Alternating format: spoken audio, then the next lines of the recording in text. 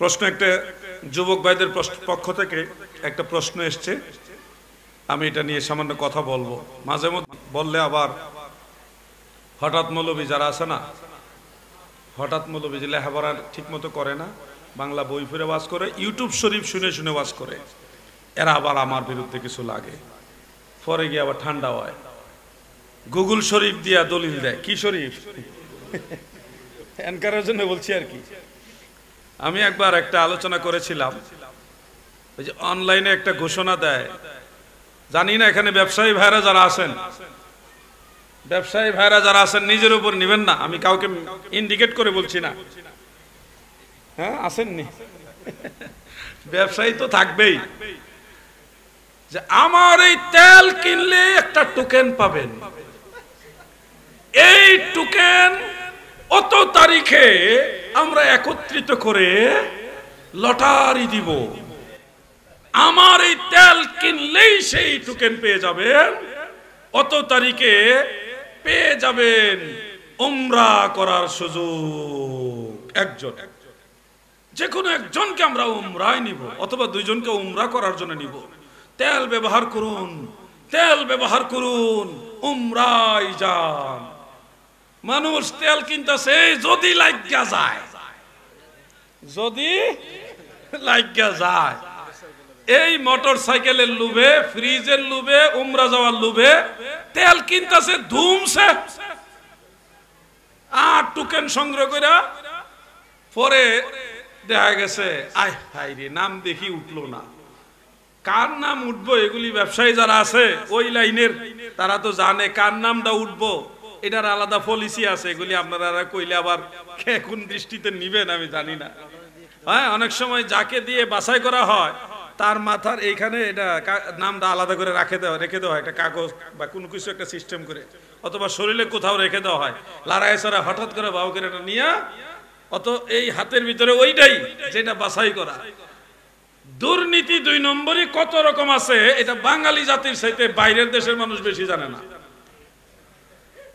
নাম কিন্তু ওনারা যারে চায় উনি, আর মাঝখানে তেল কিনা বেহুশ হইলেন আপনারা, চুল তো উঠলই না, তেলের কারণে আরো চুল পড়া বেশি বাড়ছে। এই যে একটা ঘটনা কিন্তু বাংলাদেশে ঘটতেছে, এই ধরনের অনেক ভাইরা এই যে ব্যবসাগুলি, লটারি, এই লটারি গুলোর সুযোগ নেয়, নিয়ে দুই নম্বর মালগুলো যেগুলি বিক্রি হয় না, স্টকে আছে, দীর্ঘদিন ধরে স্টকে আছে, কিছুদিন পরে এটা মাল ডেট ওভার হয়ে যাবে, ডেট ফেল হয়ে যাবে, এখন একটা লটারি ঘোষণা দিয়ে এই মাল বিক্রি করে দিল আর কি, কায়দা কইরা। আমরাও মনে করলাম উমরা যদি যাইতাম পারি, এগুলি চলতেছে, চলো না, এগুলির মধ্যে ধোঁকা রয়েছে। এক নম্বর মাল সাধারণত এই লটারি দিয়ে বিক্রি করা লাগে, যারা লটারি দেয় ম্যাক্সিমামই হইল ধোঁকা, যারা ভোক্তা তাদেরকে ঠকানোই হলো তাদের মূল মাকসাদ, তাদের বিজনেসের মালগুলি ডেলিভারি দেওয়া, এটা হলো তাদের মূল উদ্দেশ্য। আমরা বাস্তবতার নিরিখেই কথাগুলি বলি। হ্যাঁ, কোনো ব্যবসায়ী যদি মনে করে আমার এই মালটা বিক্রি হলে ভালো লাভ হলে, কোনো লটারি টটারি না, আমি যে কোনো একজন বা দুইজনকে উমরায় নিব, কোনো ঘোষণা না, সে নিজেই নিয়ত করলো যে আমার এই ব্যবসায় এবার এই মাসে যদি লাভ হয়, ওই লভ্যাংশ থেকে আমি যে কোনো একজনকে উমরা করার জন্য নিয়ে যাব। কোনো ঘোষণা না, কোনো লটারিও না, সে নিজেই নিয়ত করেছে। ওই ক্ষেত্রে সে যদি উমরাতে লোক পাঠায়, মাল বিক্রি হয় ভালো, কোনো অসুবিধা নাই, এটা জায়েজ আছে। কিন্তু লটারি দিয়া বেশি মাল সেল দিয়া, দুই নম্বর মাল ভোক্তাদেরকে ধরাই দিয়া, তারপরে কৌশল করে নিজের লোকেরই উমরা করে করার জন্য পাঠাই দিলেন, এটা হলো ধোঁকা, এটা সম্পূর্ণ নাজায়েজ, এটা জুয়ার অন্তর্ভুক্ত, লটারির অন্তর্ভুক্ত। আল্লাহ তাআলা এই হারাম কাজ থেকে আমাদের বিরত থাকার তৌফিক দেন, বলেন আমিন। কিন্তু যুবক ভাইদের প্রশ্ন এটা নয়, আমি এক ফাঁকে এই বিষয়টা বললাম, গুগল শরীফের নাম শুনে, নামটা বলে আর কি, আমি যখন এই মাসালাটা বলেছিলাম তখন ডেমরার এক মাদ্রাসার কথিত শিক্ষক, অরিজিনাল শিক্ষক কিনা জানি না, উনি মাদ্রাসার শিক্ষক পরিচয় দিয়ে কিছু আরবি ইবারত লেখে, ওখানে লেখছে যে এই লটারি জায়েজ আছে, ফতোয়া বাহারুর রায়কে আছে, বাদায়ুস সানায়ের মধ্যে আছে, 3-4টা কিতাব, বড় বড় মুতাবর ফতোয়ার কিতাবের নাম লেখা, আরবিতে লেখা দিছে এই ধরনের লটারি জায়েজ আছে, লেখা আমার কাছে পাঠাইছে, আপনি ফতোয়ার কিতাব পড়েন না, না জানেন না ফতোয়া দেন।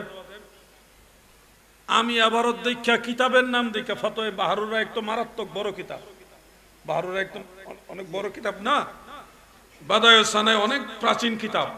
টেনশনে বেড়ে গেছে, কয় কি আমি পড়লাম কি আর হে পড়লো কি, পড়ার মধ্যে দেখি দুই রকম লাগতেছে। হঠাৎ চিন্তা করলাম দেখি তো কিতাবটা খুইলা মিলে কিনা। কিতাব খুইলা দেখি কোন জায়গায় এবারত না, হ্যাঁ নিজে বানায় দিছে। আমি তখন বললাম যে আপনি কিতাবের মেইন পৃষ্ঠা থেকে ছবি তুলে আমাকে এবারটা দেন, আমি বাহরুর রায় এটা পাচ্ছি না, বাদায়ে সানার মধ্যে পাচ্ছি না, মেইন কিতাব থেকে আমাকে এটা বের করে দেন। এখন তো উনি আর কিতাবেরও ছবি দেয় না, এক ধরনের একটা ভীত সন্ত্রস্ত হয়ে গেছে। তখন আমি বললাম আপনি খেয়ানতকারী, আপনি কি খেয়ানতকারী, যারা কোরআন সুন্নাহর নামে ভুল তথ্য দেয় এরা খাইন, খেয়ানতকারী। এরা গুগলের নাম দিয়ে, গুগল শরীফের নাম দিয়ে বিভিন্ন ভাবে মানুষকে গুমরা করে। যুবক ভাইদের প্রশ্নটা হলো, জুয়া নিয়ে একটু নসিহত করলে কৃতজ্ঞ থাকিব। জুয়া শুধু আমরা ওই যে এক ভাবে না, জুয়া বহু রকম আছে। ইন্নামাল খামরু ওয়াল মাইসিরু ওয়াল আনসাব ওয়াল আজলামু রিজসুম মিন আমালিশ শাইতান, এভাবে তো আয়াতটা নাকি, ফাজতানিবুহু লাআল্লাকুম তুফলিহুন। আল্লাহ তাআলা বলেন ঈমানদার বান্দা বান্দীরা, মদ, জুয়া, মূর্তি পূজা, লটারি এগুলি শয়তানের কর্ম, নাপাক কর্ম, এগুলো তোমরা বর্জন করো যেন তোমরা সফল কাম হতে পারো। যুবক ভাইরা শুনেন, লটারি বহু রকম আছে, জুয়া বহু রকম আছে। আল্লাহর নবী বলেন আমার উম্মতেরা শেষ জামানায় মদ পান করবে, কিন্তু নাম পরিবর্তন করে পান করবে। মদ মানে সকল হারাম জিনিস, কুল্লু মুস্কিরিন খামরুন, প্রত্যেক নেশা উদ্রেককারী জিনিসকেই নবীজি মদ বলেছেন। এখন মানুষ মদ নামে মদ পান করে না, এখন ইয়াবা ট্যাবলেট খায়।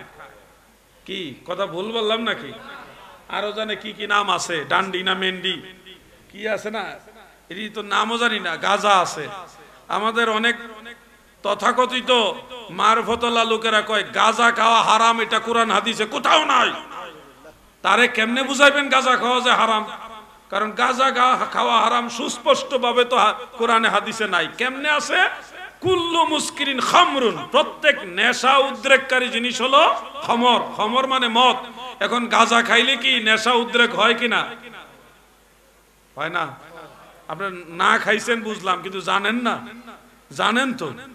তো এই যে ইয়াবা ট্যাবলেট খায়, এগুলি তো নেশা উদ্রেককারী জিনিস। যেটা নেশা উদ্রেক করে এটাকে আল্লাহ রসুল বলেছে খমর, মদ। এখন এই যে জুয়া, এই খেয়াল করেন, জুয়া বহু রকমের আছে। মেলার মধ্যে গিয়ে দেখবেন এই সরকি আছে, সরকিয়া বা এই যে ঘুরে যে টাকা ধরেন, কি সিস্টেম আমি এগুলি জানি না, তবে সোশ্যাল মিডিয়ার বদলতে দেখছি কিছুটা, ছোটবেলায় মেলাতে দেখছি। তো সেই মেলাতে এই সরকি ঘুরতেছে, মানুষ টাকা ধরতেছে, কিছু পাইতেছে, বাকি যাইতেছে। এগুলির মধ্যে ধোঁকা আছে, জুয়া। এগুলি এক ধরনের জুয়া। বেজার হবেন আমি জানি, ক্যারাম বোর্ড খেলা আসেনি আপনাদের এলাকায়? ক্যারাম বোর্ড অবসর সময় খেলছেন, কোন ধরনের প্রতিযোগিতা নাই, এমনিতে খেলছেন। এই ব্যাপারে ওলামাই কেরামের দুই ধরনের কথা আছে। এক ধরনের আলেমরা, বেশিরভাগ আলেমরা এটা অনুৎসাহিত করেন, আমি তাদের অন্তর্ভুক্ত। আবার কিছু আলেমরা বলে কোন ধরনের প্রতিযোগিতা ছাড়া, হ্যাঁ, টাকা পয়সার এগুলি লেনদেন ছাড়া করতে পারে অবসর সময় কাটানোর জন্য। এটা কিছু আলেমদের মত, আমি তাদের সাথে নাই। আমি তাকওয়ার পথে হাঁটি সব সময়। কিন্তু যখন আপনি ক্যারাম বোর্ড, এটা খেলা, এটা সাধারণ খেলা, এটা যদি আপনি টাকা চ্যালেঞ্জ করেন দুইজনে মিলে, যে তোমরা দুইজনে অত টাকা, আমরা দুইজনে অত টাকা, যারা জিতবো এই নিয়ে যাইব, এই সিস্টেমে যদি আপনি ক্যারাম বোর্ডও খেলেন, ওটাও হবে জুয়া। কি হবে? এটা জুয়া, এটা হারাম, কবিরা গুনাহ। শুধু মদ খাইলে কবিরা গুনাহ হয় না, এই জুয়া খেললেও কবিরা গুনাহ হয়। আমি জানি ওয়াজ যতই করি সবার দিলের মধ্যে এই ওয়াজ ক্যাচ করবে না, কিন্তু আল্লাহকে যারা ভয় পায়, পরকালের চিন্তা যারা করে, তারা শোনার পরে চিন্তা করবে না গো, এগুলো করা উচিত হবে না, আমাদের মরতে হবে, একদিন আমাদের মৃত্যুবরণ করতে হবে। শুনুন দাদু ভাই আমার, ফুটবল খেলা নিশ্চয়ই আছে, আসেনি? আমরা ছোটবেলায় খেলছি। মিছা কথা কওয়ার কোনো সুযোগ আছে হুজুর? কোনো সুযোগ না। মিছা কথা কইলে আরেকটা কবিরা গুনাহ হইব। ছোটবেলায় আমরা ফুটবল খেলছি, তবে প্রতিযোগিতা করি না। এমনি ফুটবল খেলছি শরীর স্বাস্থ্য ভালো রাখার জন্য। আমাদের মাদ্রাসার ছোট ছোট বাচ্চারা বিকালবেলায় খেলাধুলা করে, নাহলে তো শরীর চর্চা না থাকলে আলুর বস্তার মতো মোটা হয়ে যাবে, সমস্যা। তো এই যে শরীর চর্চার জন্য ফুটবল খেলাকে ওলামায়ে কেরামের এক জমাত ওনারা বলছে এটা করতে পারবে, অসুবিধা নেই, দৌড়াদৌড়ি করা।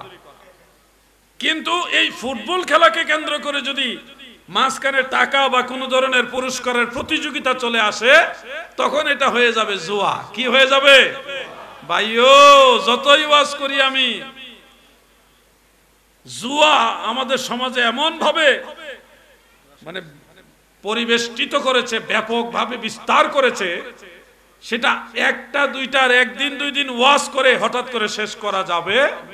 কিন্তু আমি আপনাদের সচেতন করে যাচ্ছি, মৃত্যু আমাদের হবে, একদিন আমরা মরে যাব, মৃত্যুর পরে প্রতিটা কর্মের হিসাব আমাদের দিতে হবে। এই চিন্তা মাথায় রেখে সামনের দিনগুলি আপনারা চলবেন, এই আশা আমি রাখি। আমি এই আশাটা রাখলাম, দোয়া করলাম আল্লাহ আপনাদেরকে সেই কামিয়াবির পথে কবুল করুক। বলেন আমিন, মহব্বতে বলেন আমিন। অনেক ধরনের জুয়া আছে রে ভাই, এই ধরনের ওয়াজ করলে নিজেদের উপরে গিয়ে পড়বে, আবার কে খুশি হইব কে বেজার হইব, কোন জায়গায় গিয়ে ওয়াজ লাগবো। দেখা গেছে মাহফিলের সভাপতির বিরুদ্ধে গিয়ে ওয়াজ লেগে গেছে, তখন আরেক বিপদ হইব। হ্যাঁ, আমি দাওয়াত করে আনলাম, আমার বিরুদ্ধে ওয়াজ। আমি একটা কথার কথা বলতেছি আর কি। মসজিদের ইমাম সাহেব যদি সুদের বিরুদ্ধে ওয়াজ করে, ইমামতি বেশি দিন টিকে না। কারণ হলো আপনাদের এলাকায় আলহামদুলিল্লাহ ওলি আল্লাহদের সোহবতের কারণে সিলেট এবং চট্টগ্রাম এই রেঞ্জের মধ্যে আলহামদুলিল্লাহ অন্যান্য এলাকার তুলনায় যথেষ্ট ভালো। সবাই ভালো বলতেছি না, যথেষ্ট ভালো। এই এলাকা তো খারাপ আছে, কিন্তু অন্যান্য এলাকার তুলনায় ওলি আল্লাহদের সোহবতের কারণে তুলনামূলক ভালো।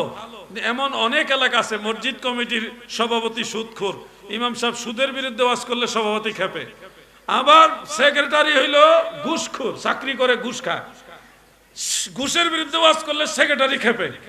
আবার দেখা গেছে সাদাবাজের বিরুদ্ধে ওয়াজ করলে ক্যাশিয়ারে খেপে। হ্যাঁ, বেতনটা নিয়ে নেই, মাসে 3 মাস ঘুরাই দেব না। কি মুসিবত! এই মুসিবত থেকে উদ্ধারের রাস্তা রাতারাতি এটা হবে না, আস্তে আস্তে হবে। আল্লাহকে ভয় করতে হবে আমাদের। আল্লাহ আমাদেরকে মুত্তাকি হিসেবে কবুল করুক। বলেন আমিন।